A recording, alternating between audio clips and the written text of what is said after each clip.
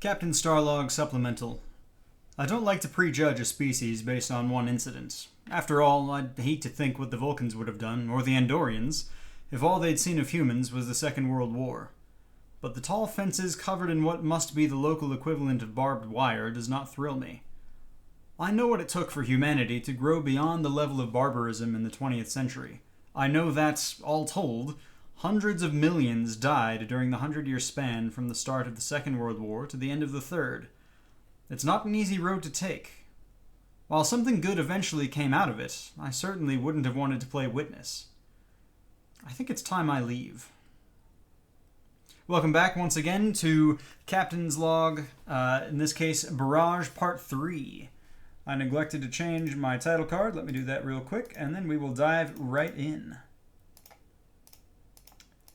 Quick magic. Alright, so in the previous parts, we found the Challenger drawn to a planet some 30 or so light years off of its previous location. The planet is being barraged by asteroids, and one settlement in particular did not seem to be evacuated, or even in the process of being evacuated. And now Captain Bronson finds himself alone on the planet with a damaged ship, trying to find a way off. And trying to get away, hopefully, unnoticed. However, I don't know if he is going to be noticed or not, because I haven't rolled for it. So let's go ahead and see what happens. Even, at the end of Act 2, I didn't know how Act 3 was going to go. It was only once I started to write the captain's supplemental log that I realized Bronson would be very much regretting his choice to come down to the planet. And would probably back out of that decision. So, does somebody see him before he can get away? Let's do a 50-50. I don't know that I have a preference one way or the other. Yes, somebody sees him. So as he turns, he's maybe 100 feet from the gate. As he turns, he sees someone approach the front gate. And they start jabbering at him in an alien language. I'm not very knowledgeable in linguistics, so I'm not going to bother to attempt to describe what the language sounds like. It's probably it sounds common enough to an Earth language. Not crazy out of the ordinary. Not a whole lot of clicks and whistles and other sounds that humans can't make. But the captain will turn and look. And it's at that point he sees it's a humanoid. Let's see. Looks like their skin is red and cracked. And this particular figure is incredibly skinny.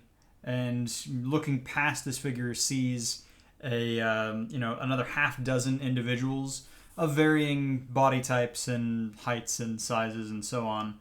And compared to those, this figure is still incredibly skinny. And he turns around for a second. He realizes that he won't look anything like these people. Now, here's the real question. Does Bronson turn around and leave right away? I don't know. I think we have a value in play, but we also have a momentum already, so we don't need to bother with that. I think we're going to roll. This is a control attribute for sure. He's trying to control his self. Control command, 13. That's an interesting combination. I think it makes enough sense. Yeah, let's do control command. I was going to just say, because of the nature of this, control command, 13, target number, difficulty 1. Let's go. Actually, I'll switch to my command dice. Okay, a 9 and a 19. So that is a success. And Bronson pauses for a second, looks over his shoulder, takes a deep breath, and starts to run back down the road. And I don't think he got close enough that anyone would have seen him, at least to know that he wasn't a member of their species. Now, the real question is, has somebody in the 2 hours that he's been gone from his shuttle, how long does it take to jog 10 kilometers? Probably a couple hours. That sounds about right. Right? That's about 6 miles? Yeah, about 2 hours. I think that's fair. Will somebody have stumbled across his shuttle? I think I said he landed near the road. I think he would have been smart enough to not land on the road. That's very sketchy. So let's go ahead and roll. I gave it it's improbable that somebody stumbled across his shuttlecraft. So let's go 1 to a 7. Somebody did stumble across him. A 4. Somebody stumbled across his shuttlecraft. And we see what looks to be another humanoid individual. Bronson at least was smart enough to bring his phaser with him. And this individual seems to be brandishing some kind of... I'm falling into that some kind of trap. I apologize to the writers of Star Trek who I maligned for their use of some kind of. It's very easy to fall into that habit. He is wielding the alien equivalent of a rifle. Looks more along the lines of a musket than it does like a Sharps or a Winchester. And starts brandishing it at the captain, who recognizes the threat. And we're going to get into initiative. I don't have a pad of paper handy. That can be rectified. So, initiative, here we come. We've got Bronson, 3, and we've got our alien friend, 3. And this alien looks like looks a little bit like the band of people we see on Nimbus in Star Trek V. A little more on the fringes of society and things of that nature. So we'll switch to our red dice. We're going to go ahead and attempt our control security test as Bronson fires his phase pistol. Control security, we are looking at a 12. That is a 9 and a 16, so a success for Captain Bronson. The alien kind of dodges to the side, and the phase pistol blast just grazes the arm, doesn't do enough to stun him. Bronson starts kind of circling around, getting low, getting into a crouched position, and we'll take another shot. 7 and a 19. Another success. That is very lucky for us.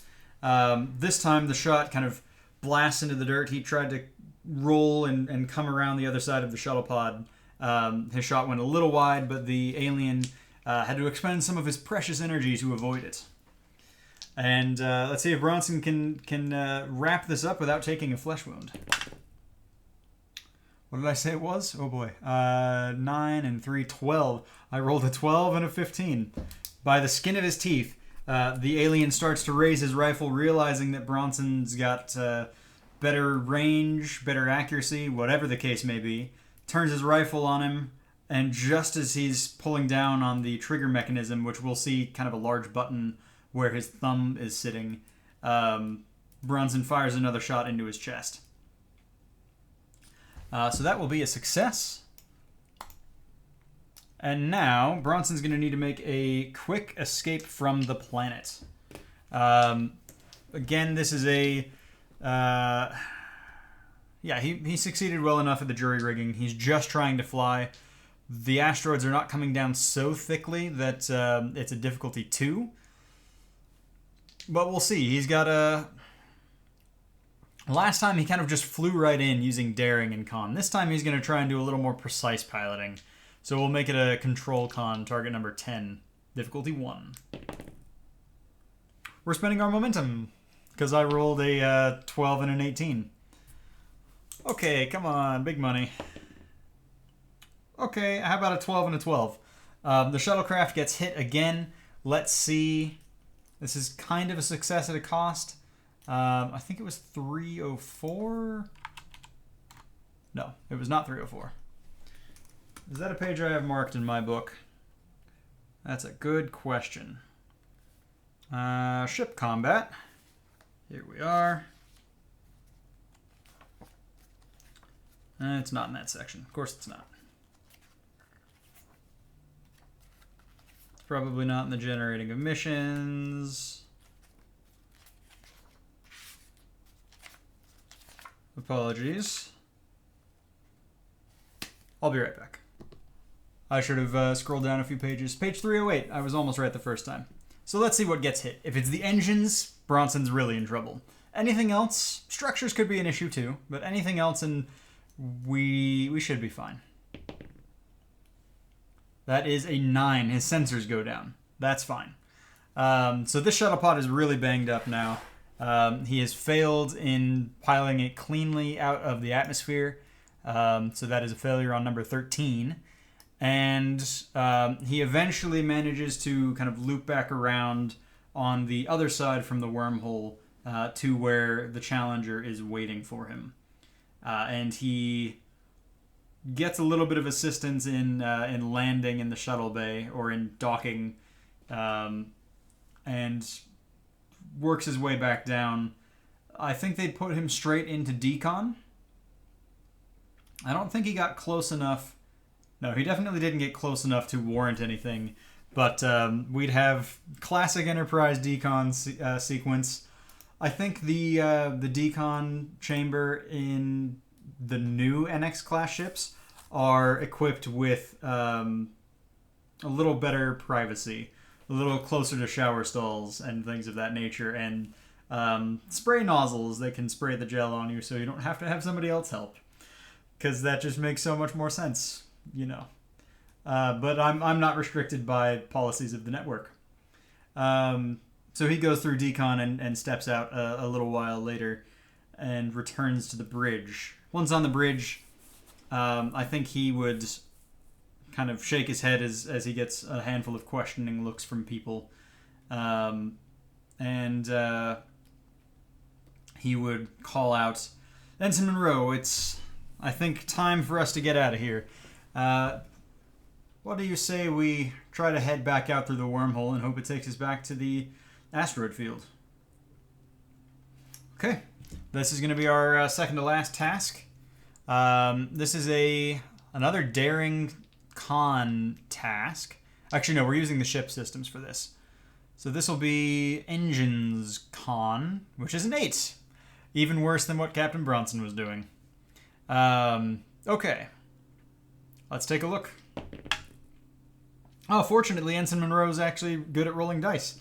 Rolled an 8 and a 12. So Ensign Monroe is able to pilot the ship back through the rapidly descending asteroids and kind of dart through at a moment, at a lull in the asteroids. And I think we'd see the deflector doing some work as well. We'd see some asteroids come out and the deflector kind of pushing them off at the Challenger's current path.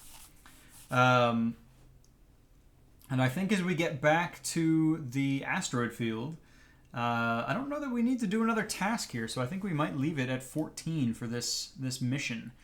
But I think we are warranted a closing, maybe a personal log.